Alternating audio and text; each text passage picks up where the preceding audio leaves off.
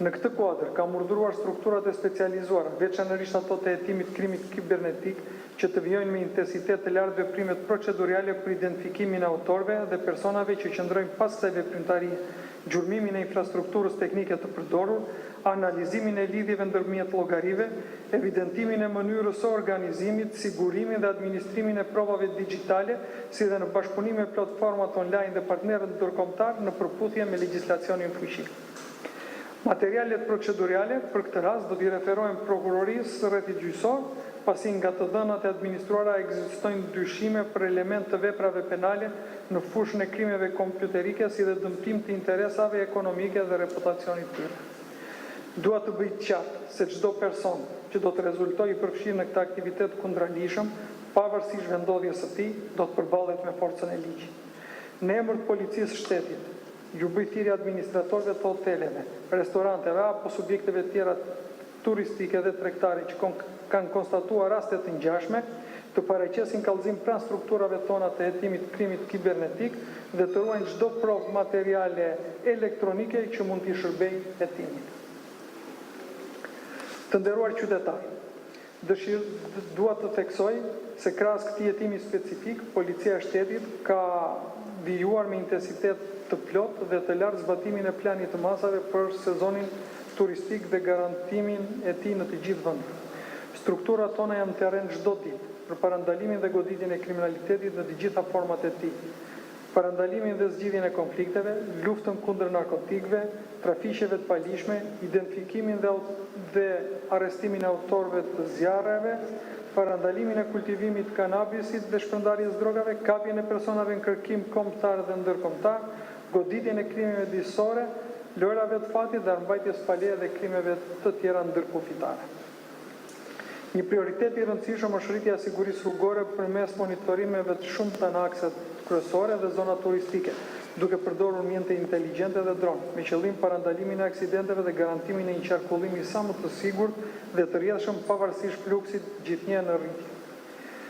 Po ashtu, Policia Kufitare, Njësia Policore Detare dhe Policia Alpine janë në gatishmëri të plotë për të shkuar në ndihmë qytetarëve dhe turistëve, duke ofruar asistencë, orientim dhe ndërhyrje të menjëhershme në çdo rast nevoje, qoftë në zonat e thella malore ashtu dhe në hapësirën detare. Çdo strukturë e policisë është në shërbim qytetarëve dhe vizitorëve 24/24, me një objektiv të vetëm, që çdo qytetar dhe turist të ndihet i sigurt në Republikën e Shqipërisë.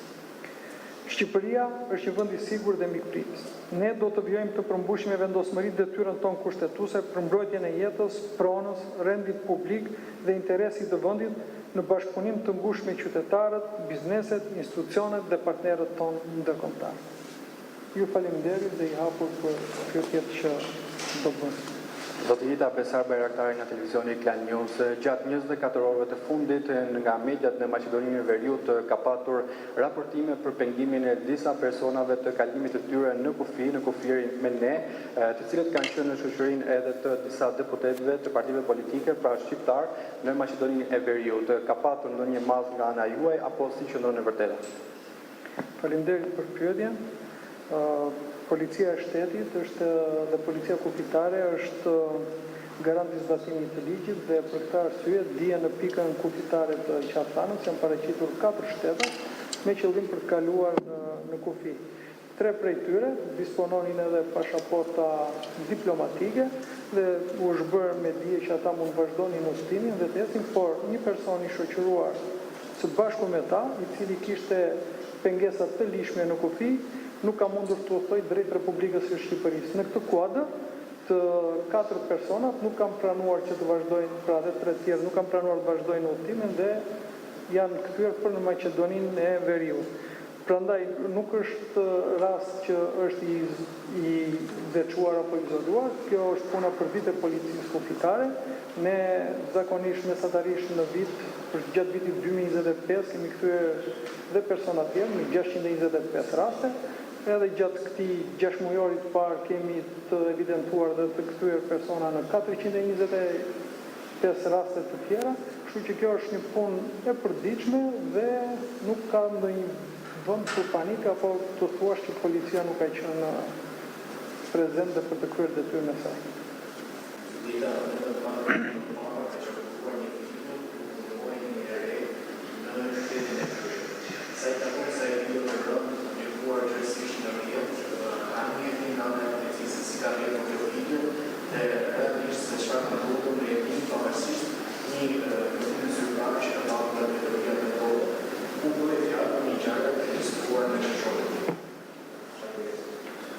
Faleminderit edhe juve për pyetjen. Kjo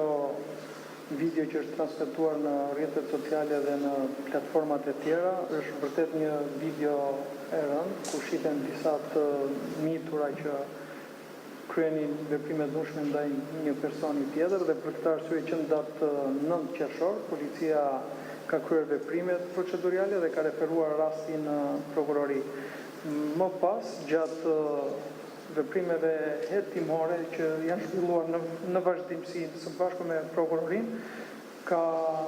vazhduar ndjekja penale. Njëra, siç e kemi bërë me dje dhe më parë, njëra nga gocat ka pasur rast të përsëritur dhune dhe është arrestuar ditët në vijim, por hetimi s'ka ndaluar këtu. Me hetimin ka rezultuar i përfshirë edhe një punonjës policie më vonë, për të cilën e kemi marrë masën e pezullimit nga detyra, masën e përjashtimit, po sot, ditën e sotme kemi marrë këtë masë për oficerin e policisë të përfshirë në veprime të pahishme për një punonjës policie, dhe për këtë arsye kemi bërë përjashtimin e tij. Hetimet vazhdojnë dhe ne do marrim gjithë masat e nevojshme në bashkëpunim me prokurorin në vazhdimsi. Si të parë Televizion Plus, drejtor, se takon protestet, vendi po përballet prej paktën 40 ditësh me protesta masive përpara kryeministrisë, duke mos u ndalur tek protesta drejt e qytetarëve, por tek aktet e dhunës. E disa persona gjatë protestës, të cilët u drejtohen me thirrje kërcënuese, jo vetëm deputetëve të Kuvendit të Shqipërisë, por dhe zyrtarëve të lartë të shtetit. Janë madh masa sa i takon personave